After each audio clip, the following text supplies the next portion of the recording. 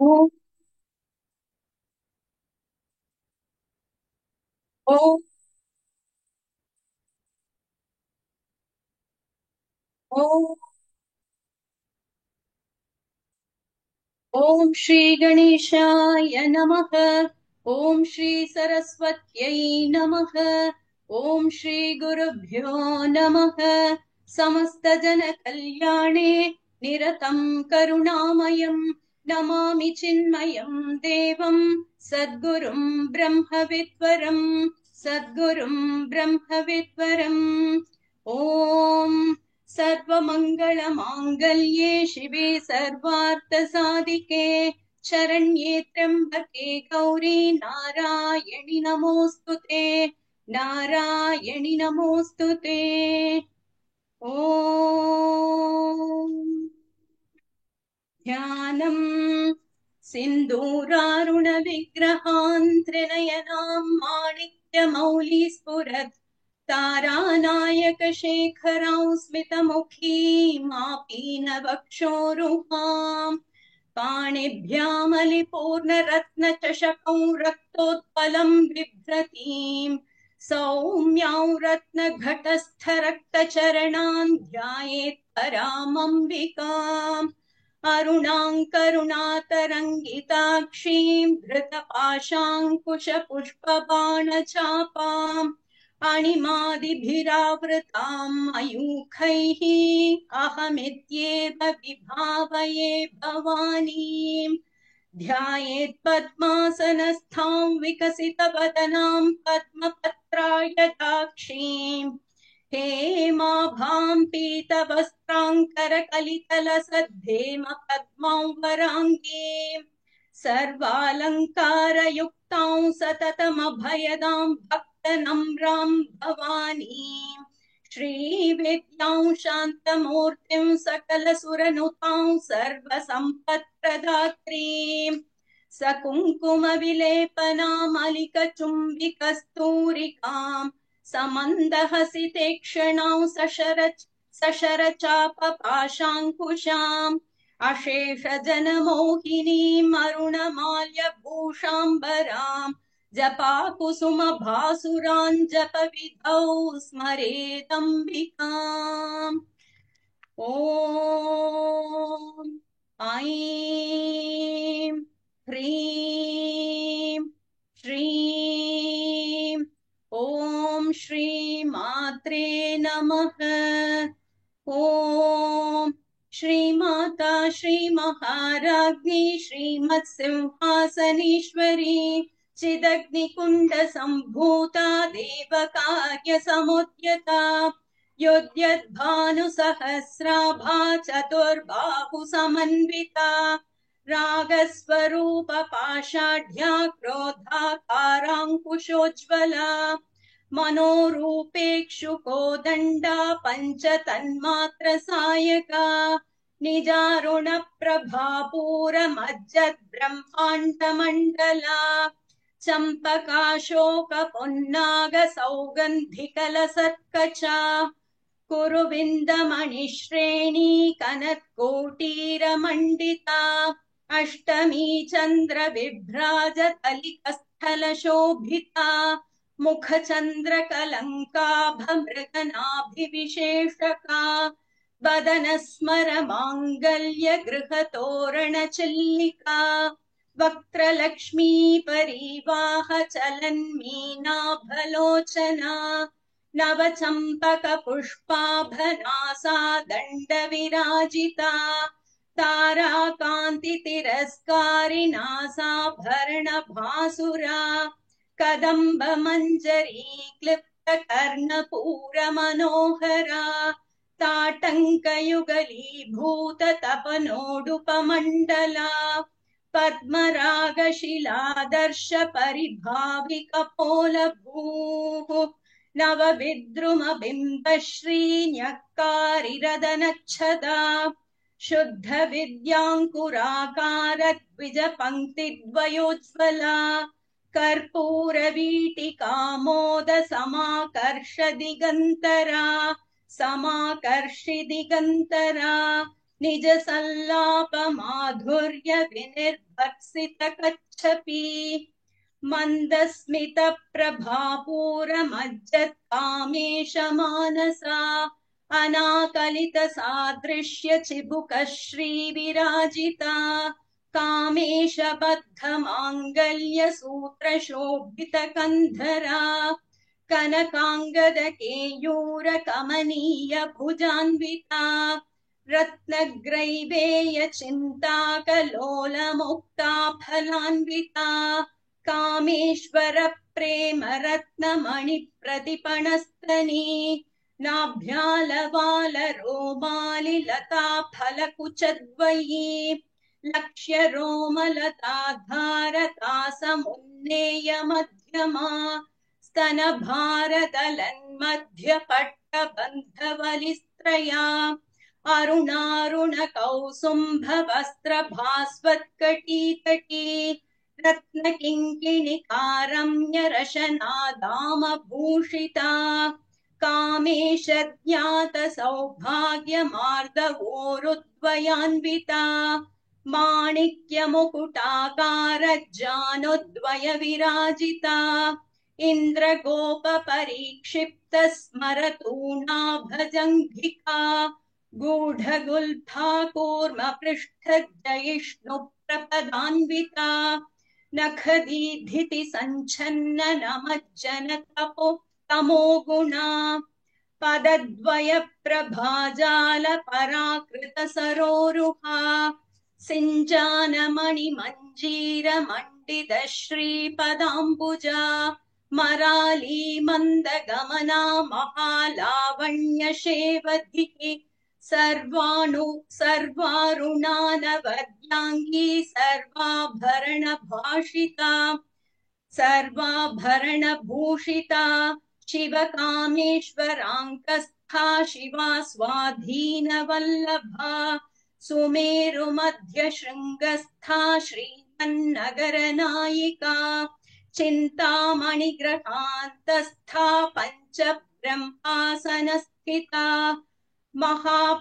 महापद्माटवी संस्था कदम्बवनवासिनी सुधासागर मध्यस्था कामाक्षी कामदायिनी देवर्षि गणसङ्घात स्तूयमानात्मवैभवा भण्डासुरवधोद्युक्त शक्तिसेना समन्विता सम्पत्करी समारूढ सिन्धूरव्रज सेविता अश्वारूढाधिष्ठिताश्वकोटिकोटिभिरावृता चक्रराजरथारूढ सर्वायुध परिष्कृता गेयचक्ररथारूढ मन्त्रिणी परिसेविता गिरिचक्ररथारूढ दण्डनाथा पुरस्कृता ज्वालामालिनिकाक्षिप्त वह्नि प्राकार मध्यगा भण्ड सैन्यवधोद्युक्त शक्ति विक्रम हर्षिता नित्या पराक्रमाटोपनिरीक्षण समुत्सुका भण्डपुत्र वधोद्युक्त बाला विक्रमनन्दिता मन्त्रिण्यम्बा विरचिता वृषङ्ग वधतोषिता शुक्र प्राणहरण वाराही वीर्यनन्दिता कामेश्वर मुखालोक कल्पित श्री गणेश्वरा महागणेश निर्भिन्न विघ्न यंत्र प्रहर्षिता भण्डासुरीन्द्र निर्मुक्त शस्त्र प्रत्यस्त्र वर्षिणी कराङ्गुलि नखोत्पन्न नारायण दशाकृतिः महापाशुपतस्त्राणि निर्दग्धासुर सैनिका कामेश्वरास्त्र निर्दग्ध सभण्डासुर शून्यका ब्रह्मोपीन्द्र महेन्द्रादि देव संस्तुत वैभवा हर नेत्राग्नि संदग्ध काम संजीवनौषधिः श्रीमद्वाग्भवकूटैक स्वरूप मुख पंकजा कंठादः कटिपर्यन्त मध्यकूट स्वरूपिणी शक्तिकूटैकतापन्न कट्यधोभागधारिणी मूलमन्त्रात्मिका मूलकूटत्रयकलेपरा कुलामृतैकरसिका कुलसङ्गीतपालिनी कुलाङ्गना कुलान्तस्था कौलिनी कुलयोगिनी अकुला समयान्तस्था समयाचार तत्परा मूलाधारैकनिलया ब्रह्मग्रन्थि विभेदिनी मणिपुरान्तरुदिता विष्णुग्रन्थि विभेदिनी आज्ञाचक्रान्तरालस्था रुद्रग्रन्थि विभेदिनी सहस्राम्बुजारूढा सुदासारभिवर्षिणी तणिल्लता समरुचिषट्चक्रोपरि संस्थिता महाशक्तिः कुण्डलिनी बसतन्तु तनीयसी भवानी भावनागम्या भवारण्यकुठारिका भद्रप्रिया भद्रमूर्ते शक्तसौभाग्यदायिनी भक्तिप्रिया भक्तिगम्या भक्तिवश्या भयापहा शाम्भवी शारदाराध्या शर्वाणी शर्वदायिनी शाङ्करी श्रीकरी साध्वी शरच्चन्द्र निभानना शातोदरी शान्तिमती निराधारा निरञ्जना निर्लेपा निर्मला नित्या निराकारा निराकुला निर्गुणा निष्कला शान्ता नष्कामा निरुपप्लवा नित्यमुक्ता निर्विकारा निष्प्रपञ्चा निराश्रया नित्यशुद्धा नित्यबुद्धा निरवद्या निरन्तरा निष्कारणा निष्कलङ्का निरुपाधिर्निरीश्वरा नीरागरागमथनी निर्मदा मदनाशिनी निश्चिन्ता निरहङ्कारा निर्मोहा मोहनाशिनी निर्ममा ममदाहन्त्री निष्पापा पापनाशिनी निष्क्रोधा क्रोधशमनी निर्लोभा लोभनाशिनी निःसंशया संशयग्नि निर्भावा भावनाशिनी निर्विकल्पा निराबाधा निर्भेदा भेदनाशिनी निर्नाशा मृत्युमदनी निष्क्रिया निष्परिग्रहा निस्तुला नीलचिकुरा निरपाया निरत्यया दुर्लभा दुर्गमा दुर्गा दुःखहन्त्री सुखप्रदा दुष्टदूरा दुराचार शमनी दोषवर्जिता सर्वज्ञा सान्द्रकरुणा समानाधिकवर्जिता सर्वशक्तिमयी सर्वमङ्गला सद्गतिप्रदा सर्वेश्वरी सर्वमयी सर्वमन्त्रस्वरूपिणी सर्वयन्त्रात्मिका सर्वतन्त्ररूपा मनोन्मनी माहेश्वरी महादेवी महालक्ष्मी मृडप्रिया महारूपा महापूज्या महापादकनाशिनी महामाया महासत्त्वा महाशक्तिर्महारतिः महाभोगा महेश्वर्या महावीर्या महाबला महाबुद्धिर्महासिद्धिर्महायोगेश्वरीश्वरी महातन्त्रा महामन्त्रा महायन्त्रा महासना महायागक्रमाराध्या महाभैरवपूजिता महेश्वर महाकल्प महाताण्डवसाक्षिणी महाकामेश महिषी महात्रिपुरसुन्दरी चतुष्षष्ट्युपचाराढ्या चतुष्षष्टिकलामयी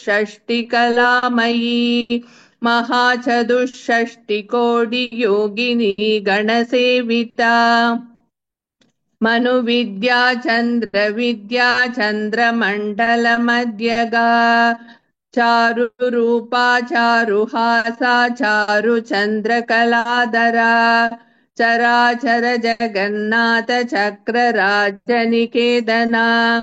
पार्वती पद्मनयना पद्मरागसमप्रभा पञ्चप्रेदासनासीना पञ्चब्रह्मस्वरूपिणी चिन्मयी परमानन्दा विज्ञानघनरूपिणी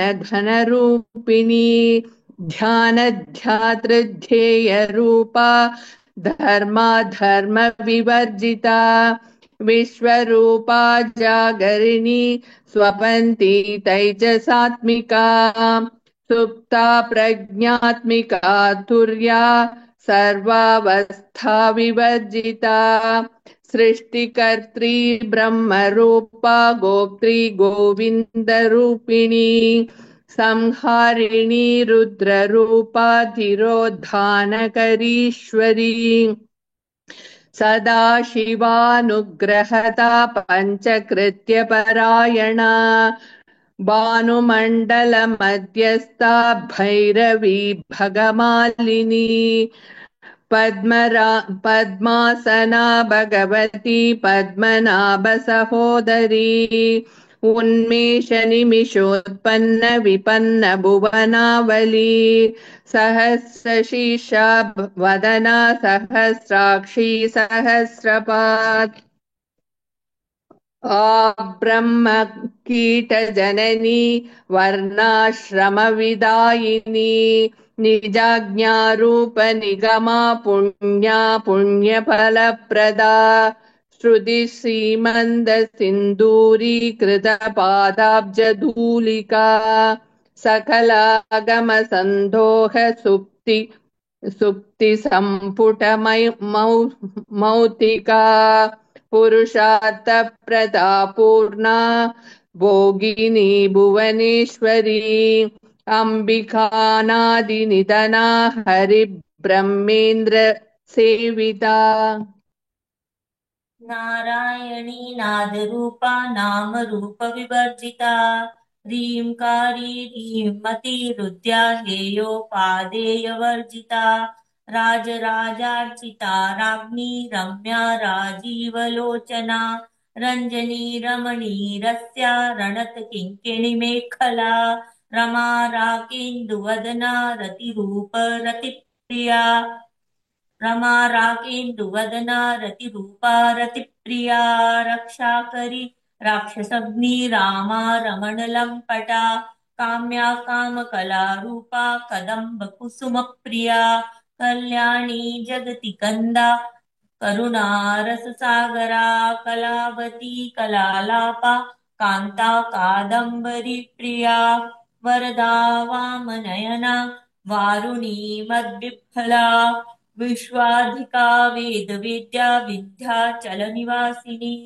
विधात्री वेदजननी विष्णुमाया विलासिनी क्षेत्रस्वरूपा क्षेत्रक्षेत्रयज्ञपालिनी क्षयवृद्धि निर्मुक्ता क्षेत्रपालसमर्चिता विजया विमला वन्ध्या वन्दारुजनवत्सला वाग्वादिनी वामकेशी वह्निमण्डलवासिनी भक्तिमत्कल्पलतिका पशुपाशविमोचिनी सहृता शेषपाषण्डा सदाचारप्रवर्धिका तापत्र्याग्निसन्तप्त समाह्लादनचन्द्रिका तरुणी तापसाराध्या तनुमध्या तमोपहा चितिस्तत्पदलक्ष्यार्था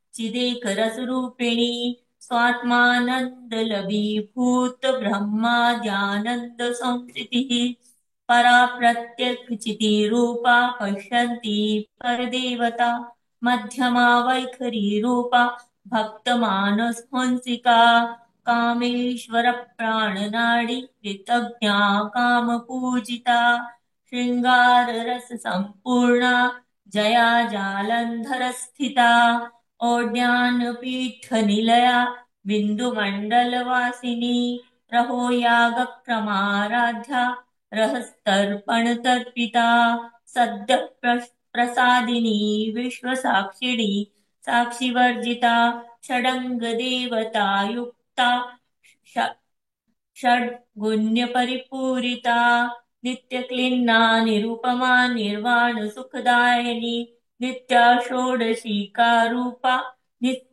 नित्यषोडशिकारूपा श्रीकण्ठार्धशरीरिणी प्रभावती प्रभारूपा प्रसिद्धा परमेश्वरी मूलप्रकृतिर्व्यक्ता व्यक्ता व्यक्तस्वरूपिणी व्यापिनी विविधाकारा विद्या विद्यास्वरूपिणी महाकामेश नयन कुमुदा आह्लादन कोमदी महाकामेश नयन कुमुदा आह्लाद कौमुदी भक्ताहार्दतमो भेद भानुमर्थानुसंस्थितिः शिवदूती शिवाराध्या शिवमूर्ति शिवंकरी शिवप्रिया शिवपरा शिष्टिष्ठा शिष्टपूजिता अप्रमेया सुप्रकाशा मनोवाचामगोचरा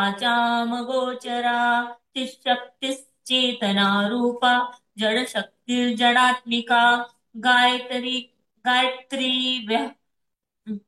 गायत्री व्याहृतिः संध्या द्विजवृन्दनिषेविता तत्त्वासना तत्त्वमयी पञ्चकोशान्तरस्थिता निःप्रेम महिमा नित्ययौवना मदशालिनी मदघूर्णितरक्ताक्षी मदपाटलगण्डभूः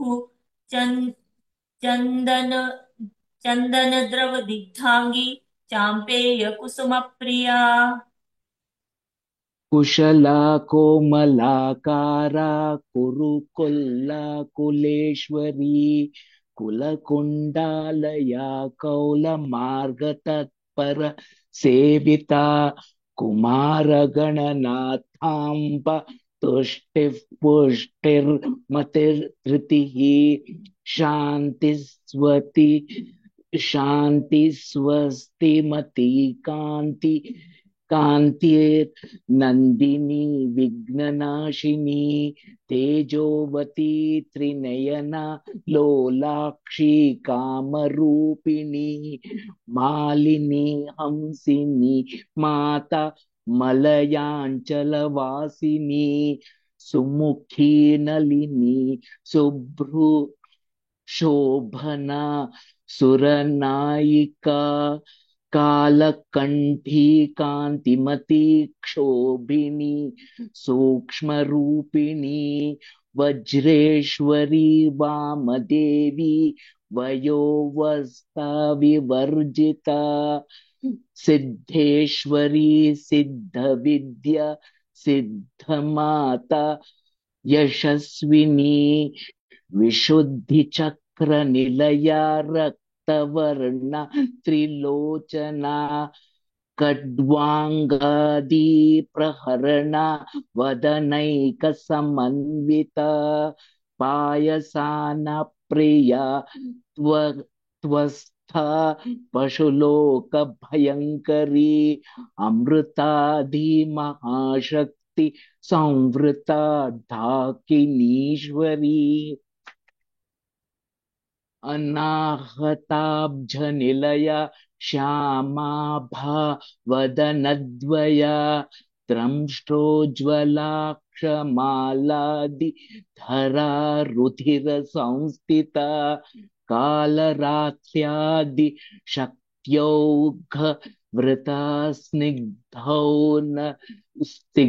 स्निग्धौधन प्रिया महावीरेन्द्र वरद राकिण्यम्बा स्वरूपिणी मणिपूराब्ज निलया वदनत्रय संयुता वज्रादिका युद्धोपेता डामर्यादिभिः प्रावृता रक्तवर्णा मांस निष्ठा गुडान प्रीत मानसा समस्त भक्त सुखदा लाकिन्यम्बा स्वरूपिणी स्वाधिष्ठानाम्बुजगता चतुर्वक्त्र मनोहरा शूलाद्या युद्ध संपन्न पीतवर्णाति गर्विता मेधो निष्ठा मधुप्रीता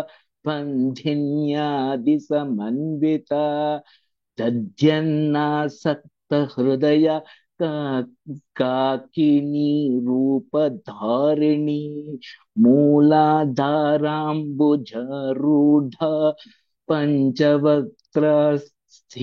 संस्थिता अंकुशादि प्रहरणा वरदादि निषेविता मुग्धौधना सत्तचित साकिन्यम्बा स्वरूपिणी आज्ञाचक्राब्ज निलया शुक्लवर्णा षडानना मज्जा संस्था हंसवती मुख्य शक्ति समन्विता हरिद्रानै हरिद्रानैक रसिका हाकिनी रूपधारिणी सहस्रदल पद्मस्था सर्ववर्णोप शोभिता सर्वायुधधरा शुक्ल संस्थित सर्वतोमुखी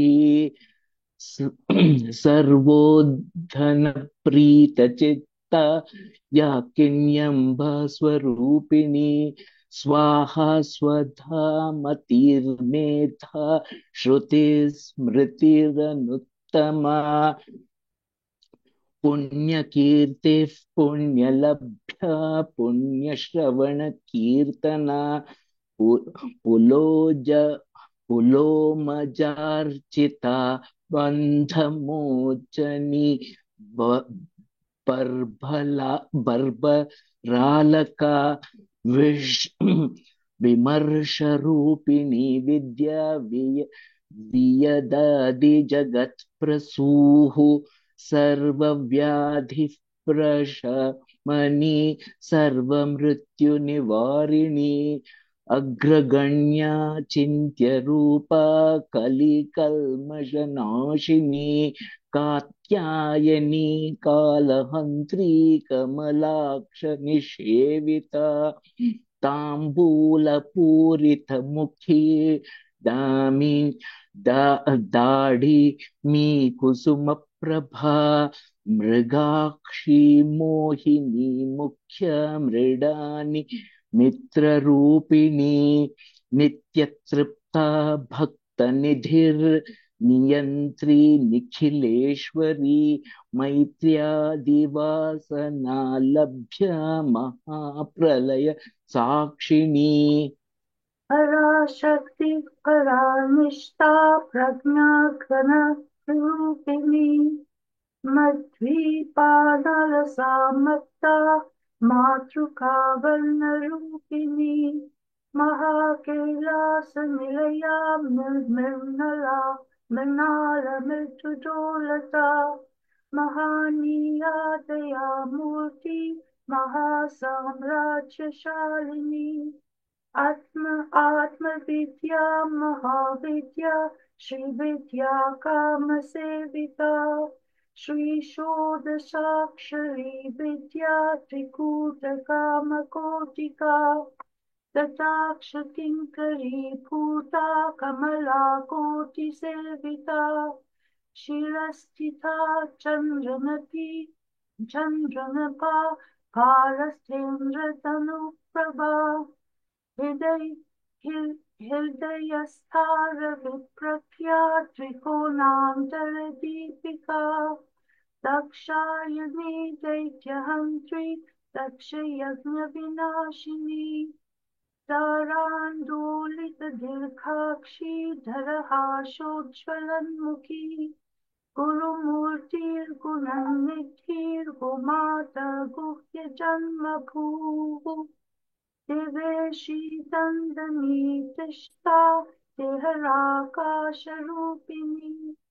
प्रतिपन्मुख्य राकान्ततिथिमण्डलपूजिता कलात्मिका कलानाथा काव्यालापविनोदिनी सचामररमावाणी सव्यदक्षिणसेविता आदिशक्तिरमेयात्मा परमा पावनाकृति अनेककोटि ब्रह्माण्ड जननी दिव्य विग्रह क्लींकारी केवला गुह्या कैवल्यपददायिनी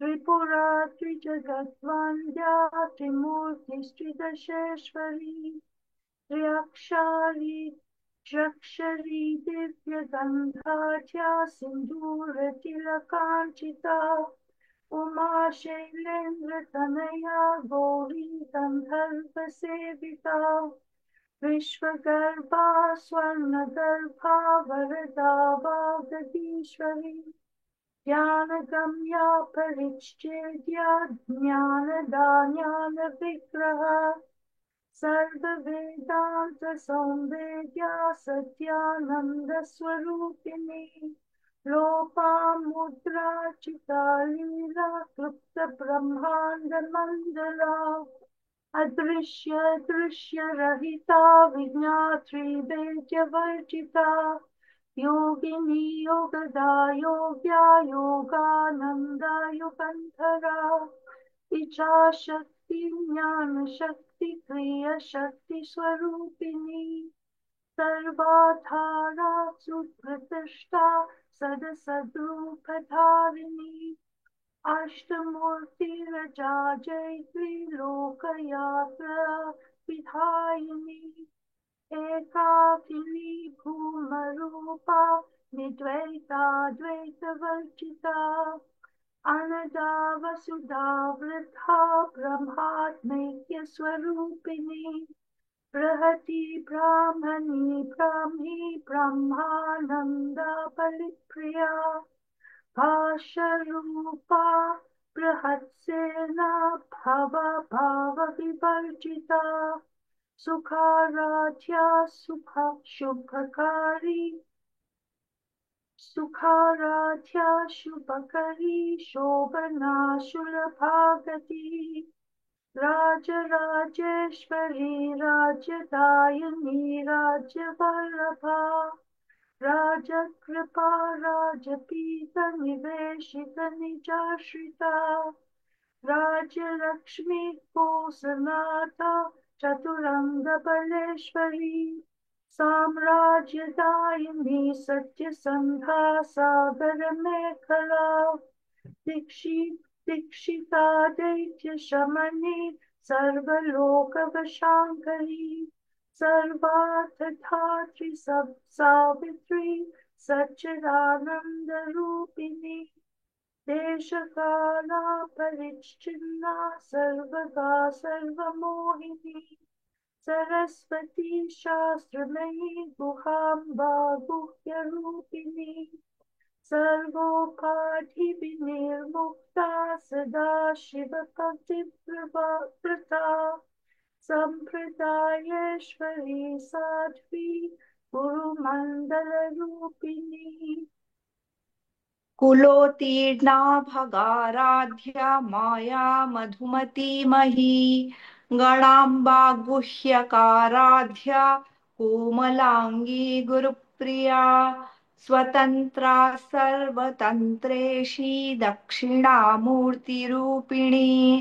सनकादि समाराध्या शिवज्ञानप्रदायिनी चित्कलानन्दकलिका प्रेमरूपा प्रियङ्करी नामपारायण प्रीता नन्दिविद्या नटेश्वरी मिथ्या जगदधिष्ठाना मुक्तिदा मुक्तिरूपिणी लास्यप्रिया लयकरी लज्जारम्भादिवन्दिता भवदावसुधा वृष्टि पापारण्यदवानला दौर्भाग्यतूलवातूला जराध्वान्तरविप्रभा भाग्याब्धिचन्द्रिका भक्तचित्तकेकी घना घना रोगपर्वतदम्भोलिर्मृत्युदारुकुठारिका महेश्वरी महाकाली महाग्रासा महाशना अपर्णा चण्डिका चण्डमुण्डा सुरनिषूदिनी क्षराक्षरात्मिका सर्वलोकेशी विश्वधारिणी त्रिवर्गदात्री सुभगा त्र्यम्बका त्रिगुणात्मिका स्वर्गापवर्गदा शुद्धा जपा पुष्पनिभाकृतिः ओजोबती द्युतिधरा यज्ञरूपा प्रियव्रता दुराराध्या दुराधर्षा पाटिली कुसुमप्रिया महती मेरुनिलया मन्दारकुसुमप्रिया वीराराध्या विराडरूपा विरजा विश्वतोमुखी प्रत्यग्रूपा पराकाशा प्राणदा प्राणरूपिणी मार्तण्ड भैरवाराध्या मन्त्रिण्यस्तराज्यधूः त्रिपुरेशी जयत्सेना निस्त्रैगुण्या परापरा सत्या ज्ञानानन्दरूपा सामरस्य परायणा कपर्दिनी कलामाला कामधुक्कामरूपिणी कलानिधिः काव्यकला रसज्ञा रससेवधिः पुष्टा पुरातना पूज्या पुष्करा पुष्करेक्षणा परञ्ज्योति परन्धाम परमाणुः परात्परा पाशहस्ता पाशहन्त्री परमन्त्रविभेदिनी मूर्ता मूर्ता नित्यतृप्ता मुनिमानसहंसिका सत्यव्रता सत्यरूपा सर्वान्तर्यामिनी सती ब्रह्माणि ब्रह्मजननी बहुरूपा बुधार्चिता प्रसवित्री प्रचण्डाज्ञा प्रतिष्ठा प्रकटाकृतिः प्राणेश्वरी प्राणदात्री पञ्चाशत्पीठरूपिणी विशृङ्खला विविक्तस्था वीरमाता व्यत्प्रसूः मुकुन्दा मुक्तिनिलया मूलविग्रहरूपिणी भावज्ञा भवरोगग्नि भवचक्रप्रवर्तिनी छन्दसारा शास्त्रसारा मन्त्रसारा तलोदरी उदार कीर्तिरुद्दाम वैभवा वर्णरूपिणी जन्म मृत्यु जरा तप्त जन विश्रान्तिदायिनी सर्वोपनिषदुद्घोष्टा शान्त्यतीत कलात्मिका गम्भीरा गगनान्तस्था गर्विता गानलोलुपा कल्पनारहिता काष्ठा कान्ता कान्तार्धविग्रहा कार्यकारणनिर्मुक्ता कामकेलितरङ्गिता कनकताटङ्का लीला विग्रहधारिणी अजाक्षय विनिर्मुक्ता मुग्धा क्षिप्रप्रसादिनी अंतर्मुख समाराध्या बहिर्मुख दुर्लभा त्रयी त्रिवर्ग निलया त्रिस्था त्रिपुरमालिनी निरामया निरालंबा स्वात्मा रामा सुधाश्रुतिः संसार पंक निर्मग्न समृद्ध समुद्धरण पंडिता यज्ञ प्रिया यज्ञकर्त्री यजमान स्वरूपिणी धर्माधारा धनाध्यक्षा धन धान्य विवर्धिनी विप्रप्रिया विप्ररूपा विश्वभ्रमणकारिणी विश्वग्रासा विद्रुमाभा वैष्णवी विष्णुरूपिणी अयो निर्योनि निलया कूटस्था कुलरूपिणी वीरगोष्ठी प्रिया वीरा नैष्कर्म्यानादरूपिणी विज्ञानकलना कल्या विदग्धा बैन्दवासना तत्त्वाधिका तत्त्वमयी तत्त्वमर्थस्वरूपिणी सामगानप्रिया सौम्या सदाशिवकुटुम्बिनी सव्यापसव्यमार्गस्था सर्वापद्विनिवारिणी स्वस्था स्वभाव मधुरा धीरा धीर समर्चिता चैतन्यार्घ्य समाराध्या चैतन्य कुसुम प्रिया सदोदिता सदा तुष्टा तरुणादित्य पाटला दक्षिणा दक्षिणाराध्या दरस्मेर मुखाम्बुजा कौलिनी केवलानर्घ्य केवल कैवल्य पददायिनी स्तोत्र प्रिया स्तुतिमती श्रुति संस्तुत वैभवा मनस्विनी मानवती महेशी मंडलाकृतिः विश्वमाता जगद्धात्री विशालाक्षी विरागिणी प्रगल्भा परमोदारा परामोदा मनोमयी व्योमकेशी विमानस्था वज्रिणी वामकेश्वरी पंचयज्ञ प्रिया पंचप्रेत मंचाधिशायिनी पंचमी पंचभूतेशी पंच संख्योपचारिणी शाश्वती शाश्वतैश्वर्या शर्मदा शंभुमोहिनी धरा धरा सुता धन्या धर्मिणी धर्मवर्धिनी लोकातीता गुणातीता सर्वातीता शमात्मिका बंधूक कुसुम प्रख्या बाला लीला विनोदिनी सुमंगली सुखकरी सुवेशाढ्या सुवासिनी सुवासिन्यर्चना प्रीता शोभना शुद्ध मानसा बिंदु तर्पण संतुष्टा पूर्वजा त्रिपुरांबिका दशमुद्रा समाराध्या त्रिपुरा शिवशंकरी ज्ञान मुद्रा ज्ञानगम्या ज्ञानज्ञेय स्वरूपिणी योनि मुद्रा त्रिखंडेशी त्रिगुणांबा त्रिकोणगा अनघाद्भुत चारित्रा वांछितार्थ प्रदायिनी अभ्यासातिशय ज्ञाता षडध्वातीत रूपिणी अव्याज करुणा मूर्तिरज्ञान ध्वांत दीपिका आबाल गोप विदिता सर्वानुल्लंघ्य शासना श्री चक्रराज निलया श्रीमंत्रिपुर सुंदरी श्री शिवा शिव शक्त्यैक्य रूपिणी ललितांबिका एवं श्री ललिता देव्या नाम्नां साहस्रकं जगुः ओम तत्सत् इति श्री ब्रह्मांड पुराणे उत्तरखंडे श्री हयग्रीव वागस्त्य संवादे श्री ललिता सहस्रनाम स्तोत्र कथनं संपूर्णम्। ओम तत्सत्। गुह्यात् गुह्य गोप्त्री त्वं गृहाणास्मत्कृतं जपं सिद्धिर्भवतु मे देवि त्वत्प्रसादान्मयि स्थिरा यदक्षरपदभ्रष्टं मात्राहीनं तु यद्भवेत् तत्सर्वं क्षम्यतां देवि नारायणि नमोऽस्तु ते विसर्गबिन्दुमात्राणि पदपादाक्षराणि च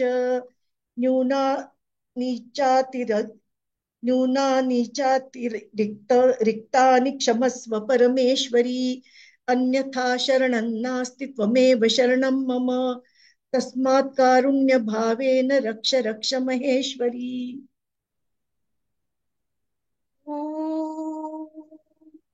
पूर्णमद पूर्णमिदं पूर्णात् पूर्णमुदच्यते पूर्णस्य पूर्णमादाय पूर्णमेवावशिष्यते। ओम शांति शांति शांतिः। ओम श्री गुरुभ्यो नमः। ओम श्री देव्यार्पणमस्तु। हरिः ओम। Hari Om. Lovely chanting. I see all of you have prepared so nicely, so well, and such lovely altars. And must thank Lataji for doing all the corrections and preparing you so well. Now, only thing what we need is more practice. It's your first time. Like in Sharad Navratri, we started the journey, and it culminates now in this Vasanta Navratri. We've been doing this every year. Various students have been coming and offering it. But the journey doesn't finish with this culmination that we've done today. What I suggest, like I have given the audios while recording it, I was giving a bunch of 10 mantras together, right? So I will suggest hold on to those 10 mantras and practice it still more. So sometimes today many places Rasva Dirghas have affected. Mahapranas, Dvitvas are not coming. So we will need that. One thing. But more than that, we will need to maintain one speed. So now each one was chanting at each was comfortable speed. So it was getting very slow at some places, and some places it was different. So we should see that we are up to the speed. And that will come only if we have chanted it so many times. So may Ma Durga bless us, may Lalitambika bless us, that we are able to chant her name on this auspicious period, and may her blessings continue, that every day at least 10 verses we pick, whichever, and we just fine tune it.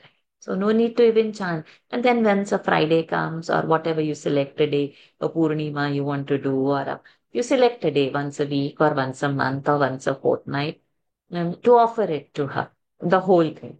But on a daily basis, 10 is enough. So that your amongst all your so many chores and classes and learnings, there is a little bit of space for this as well. So what an auspicious way to culminate this journey, and I'm so happy to see you all chanting so well. It's very nice. Everybody had their own space, and we are well within time. So it was not like, it's about 45 minutes journey, which is, you have done it in that stipulated time. So I must say, pat yourselves, and Nima bless us, continue to bless us. Thank you everyone for joining. And then do spread the word. Every Navratri in Sharad Navratri, we do have the sessions. Same Zoom link is there. And thereafter, we do all this audio check till we reach the Vasant Navratri. And then Vasant Navratri, everyone gets a chance to offer. So if anybody is interested, do spread the word around. I've made a community so that all the announcements can be under one roof. Do join the community, even if you don't join all the groups. So one announcement so that everybody gets, I don't have to. So today I was like posting in all the groups. Okay, Lalita sir, Saranam Paran, Lalita sir. So now onwards I can just do in one place. So request you to join the community. It would be easy for all the announcements to get visible. So blessed I feel seeing all the altars. It's really nice. Thank you. Hari Om everyone. Hari Om for joining. You can unmute if you want. Hari Om Shaji. Namaste. Hari Om. Hari Om. Thanks. Hari Om, Varsha ji. Thank you. Hari Om Varsha ji. Hari Om. Thank you, Varsha ji. Hari Om. Hari Om, Varsha ji. Hari Ma'am, Om. Lalita Sahasranam just was a dream for me to learn. My mom, from my teenage years, she was behind me for me to learn. It's only possible with you. And as you said, Auntie Ji's correction, it's awesome. Thank you so much for your patience. Only because today, the whole time I was full in gratitude because I could chant. And that is You did very something, well. it was a bliss for me. Thank you so much for teaching us so patiently. Thank you. You've done it very well. And if you all want anything revision, then again wait for the Sharad Navratri and you can join the batch. So that time we do for 9 days, 20 verses in a day to complete 180 verses. And on the 10th day, I chant over there the whole thing. And in the Vasant Navratri, you would be chanting. So it's like that. So let's continue the journey the year around and not see only Navratri, the Sharad or the Vasanta Navratri. May our sadhana intensify. Hari Thank you Om. so Thank much, you Varsha so ji. Thank much. you so much, Varsha Thank ji. you. Thank you. Hari Hari Om. Om, Varsha ji. Thank Hari you. Om Taraji. I just love your altar as well. Even Anupama's altar, so beautiful. Sumita ji's altar, everybody's altar. Jayanti ji is sitting matching with the Devi only. Thank you so much, Varsha ji. There is no electricity in my house. See, but you are still glowing, and Devi stands Altar is forth so in that light, beautiful. so that's also beautiful. Okay, so I'll end this Thank you so session now. much. Hari Om. Hari Hari Om. Om, Varsha Hari ji. Om. Hari Om. Thank Beautiful. you as well.